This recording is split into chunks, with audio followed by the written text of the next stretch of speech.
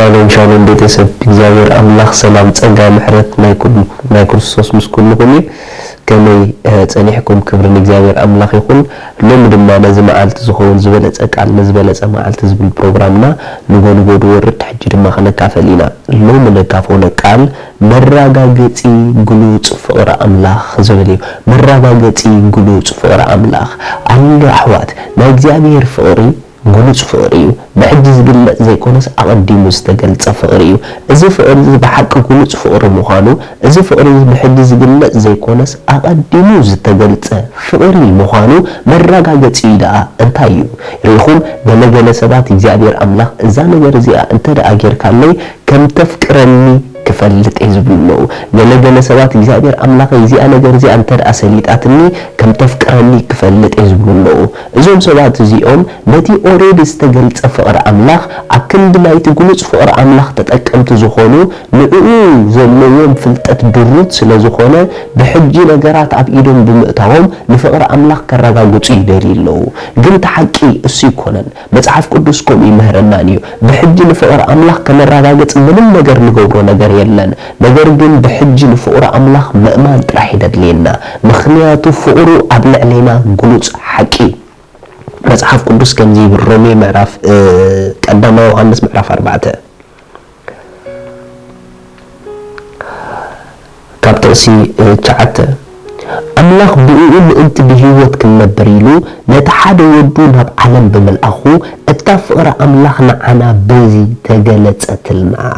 አምላክ ባዕሉ ስለ ዘፍቀረና ብናይ ሓጢአትና መተዓረቂ ክኸውን ኢሉ ድማ ወዱ ስለ ዝሰደደልና እዩ እምበር ንሕና ንአምላክ ስለ ዘፍቀርናዮ ኣይኮነን እታ ፍቅር አምላክ በዚኣ ሪኢኹም እግዚአብሔር አምላክ ኣብ ልዕሌና ክሳዕ ክንደይ ፍቅሩ ዓብ ምዃኑ ኣብ ልቢ አምላክ ክሳዕ ክንደይ ዓብ ስፍራ ከም ዘለና እግዚአብሔር ስለና ዘለዎ አራእያ ከመይ ክቡር ከም ዝኾነ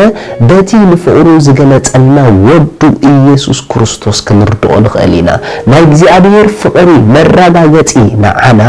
ወዱ ኢየሱስ ክርስቶስ ስለና መልአኹ እዩ ሪኢኹም ኢየሱስ ክርስቶስ ስለና ክመጽእ ዝገበሮ ዋጋና ክኸፍል ዝገበሮ ና ክብሪ ከእትወና ዝገበሮ ናይ እግዚአብሔር ፍቅሪ ኣብ ልዕሌና ዓብ ስለ ዝኾነ እዩ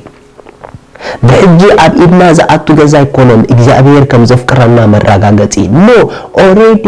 እቲ አቀዲሙ አባና በክርስቶስ ዝኣተወ ኩሉ ንሱ ናይ ፍቅሩ መረጋገጺ እዩ እግዚአብሔር አምላክ ክሳዕ ክንደይ ከም ዘፍቅረካ ንክርስቶስ ሪኢኻ ኢኻ ትፈልጦ ብሕጂ ፍቅሩ ክግለጸልካ ኣይትጸበ ብሕጂ ፍቅሩ ክገልጸልካ ምንም ነገር ኣይገብረልካን እዩ ኩሉ ብሕጂ ኣብ ህይወትካ ዝኾነልካ ሰናይ ነገር እሱ እግዚአብሔር ፍቅሩ ክገልጸልካ ዘይኮነ ናይቲ ዝተገልጸ ፍቅሩ ውጽኢት እዩ ስለዚህ ብትክክል ክትርድኦ ንፍቅሩን ተጀሚርካ ውጽኢት ፍቅሩ ብዙሕ ሰናይ ነገር ኣብ ህይወትካ ክትርኢኻ አምላክ ስለ ዘፍቅረካ ንፍቅሩ ስለ ዝኣመንካያ ብዙሕ ሰናይ ነገር ክኽተለካ ኢዳ ኣተሓቅ እምበር ብሕጂ ናይ ፍቅሪ አምላክ መረጋገጺ ነገራት ክኽተሉኻ ኣይትጸበ መጽሐፍ ቅዱስ ሮሜ ከምዚ ብል ምዕራፍ 5 ካብ ጥቕሲ 7 አክንዲ ሓደ ጻድቅ ዝሞት እኳ ዝርከብ አይመስለንን እንድዒ አክንዲ እቲ ጽቡቕ ዝገብረሉ ክነውት ዝደፍር ምናልባሽ ኣይምተሳእነን ይኸውን ግናኸ ንሕና ገና ሓጣን ኮለና ክርስቶስ ኣብ ክንዳና ሞይቲ እሞ አምላክ እታ ፍቅሩ ንዓና በዚ የርኢ ኣሎ ሃሌሉያ ሪኢኹም እግዚአብሔር ፍቅሩ ንዓና ኸርኤና ይኮነን ዝብል ዘሎ ኦሬዲ አርኢና ኣሎ ከመይ ጌሩ ይርኢና ነቲ ሓደ ወዱ ስለና ብምሕላፉ ነቲ ሓደ ወዱ ስለና ብምስውኡ ነቲ ሓደ ወዱ ስለና ብምልኣኹ ኣብ ልዕሌና ዘለዎ ዓብ ፍቅሪ በዚ ይርኤና ኣሎ እስከ በዛ ፍቅሪ እዚኣ ኣብ ህይወትና ተባዓት ንኹን ኣብ ልቢ አምላክ ክሳዕ ክንደይ ክብሪ ከም ዘለና እስከ ንሕሰብ ኣይገርመኩምን ንስኻ በይንኻ ሓደ ሓጢአተኛ ኣብ ምድሪ እንተ ትህሉ ነርካ ንዓኻ ንበይንኻ ጥራሕ ኢሉ ክርስቶስ መጸ ነይሩ ክርስቶስ ብዙሓት ስለ ዝኾንና ህዝቢ ዓለም ኣይኮነን መጽዩ ኖ ንሓደ ሰብ ዓብ ዋጋ ኣብ ልቡ ስለ ዘለዎ እዩ ክርስቶስ መጽዩ በይንኻ ኣብዚ ምድሪ እንተ ትህሉ ነርካ በይንኻ ኣብዚ ምድሪ እንተ ትህሉ ነርኪ ንበይንኺ ኢሉ ክርስቶስ መጸ ነይሩ ምክንያቱ ንስኺ በይንኺ ኣብ ልቡ ዓቢ ቦታ እዩ ዘለኪ ምክንያቱ ንስኻ በይንኻ ኣብ ልቡ ዓቢ ቦታ እዩ ዘለካ ኣዝዩ ስለ ዘፍቅረካ ስለ ሓደ ሰብ ኢሉ ጎይታ ናብ ምድሪ መጸ ነይሩ መጽሓፍ ቅዱስ ከምዚ ይብል ኣብ ሉቃስ ምዕራፍ 15 ካብ ጥቕሲ 3 እዚ ምስላ ዝመስለሎም ከምዚ ኢሉ ካባኻትኩም ሚእቲ ኣባጊዕ ዘለዎ እሞ ካባታተን ሓንቲ እንተጠፍአቶ ነተን 99 ኣብ በረኻ ዘይሓድግ ክሳዕ ዝረኽባውን ነታ ዝጠፍአት ክደሊ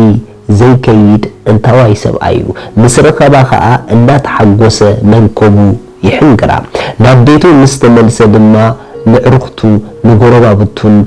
ብሓደ ፀዊዑ ነታ ዝጠፍአት በጊዐይ ረኺበያ ምሳይ ተሓጐሱ ይብሎም ከምኡ ከዓ ንስሓ ካብ ዘይደሊ 99 ጻድቃንሲ ብሓደ ዝንስሕ ሓጥእ ኣብ ሰማይ ዓቢ ሓጐስ ክኸውን እብለኩም ኣለኹ ርኢኹም ሓደ ሰብ ማለት ኣብ ሰማይ ክሳዕ ክንደይ ቫልዩ ኣለዎ ሓደ ንስኻ ጥራሕ ኣብ ልቢ ኣምላኽ ክሳዕ ክንደይ ስፍራ ኣለካ ሓንቲ ንስኺ ጥራሕ ኣብ ልቢ ኣምላኽ ክሳዕ ክንደይ ስፍራ ኣለካ ሕሰቢ በእንተ ሓንቲ በጊዕ ኢሉ ይኸይድ ኢሉ ንዓኻ ድማ ሲደልያ ኢሉ ርኢኺ ንዓኺ ጥራሕ እግዚኣብሔር ይደሊ እዩ ማለት እዩ ንዓኻ ጥራሕ እግዚኣብሔር ይደልየካ እዩ ማለት እዩ ንምንታይ ተዳኢልካኒ ንስኻ በይንኻ ኣብ ልቡ ዓቢ ስፍራ ኣለካ ፍቕሪ ንዓና ግሉጽ እሞ ነዛ ንዓኻ ዝተገልጸት ፍቕሩ ብክርስቶስ ኢየሱስ ኣረጋግጻ ንዓኣ ድማ እመና እሳ ከዓ ብዘገርም መንገዲ ከተንብረካ እያ ሻሎም ስለዚ ሎሚ ንጎይታና ኢየሱስ ክርስቶስ ኣብ ህይወትኩም ወሲንኩም ክትቀበልዎ እትደልዩ እታ ኣብኡ ዘላ ናይ ዘለዓለም ህይወት ክትቀበልዋ እትደልዩ እዛ ጸሎት እዚኣ ጸልዩ እግዚአብሔር አቦ ስለ ወድኻ ኢየሱስ ክርስቶስ የመስግነካ ኣለኹ يأمن الله ኢየሱስ ክርስቶስ ስለ ኃጢአተይ ከም ተሰቅለ እዳ ኃጢአተይ ከፊሉ ከም ዝፈጸሞ ስለይ ከም ዝሞተ በሳልሰይቲ መዓልቲ አምላኽ ከም ሞታት ከም ዘተንስኦ ኣብ የማን አምላኽ ከም ዝተቀመጠ يأمن الله ኢየሱስ ክርስቶስ ናይ ህይወተይ ጎይታ እዩ ኢየሱስ ክርስቶስ አምላኸይ መድኃኒን እዩ ካብዛ ሰዓት ንክርስቶስ ብምቕባለይ ሓድሽ ፍጥረት ውሉድ አምላኽ ኮይነለኹ መንፈስ ቅዱስ ብሽም ኢየሱስ በእምነት ናብ ውሽጠይ ይቕበለካ ኣለኹ አሜን እዚኣ ጸሎት ጸሎኹም ብጣዕሚ ቋሓጎሰኩም በዚህ ታሕት ዘሎ አድራሻና ኮንታክት ግቡርና ይኹም ሰድለኩም ሓገዝ ክንለኸልኩም ኢና ሻሎም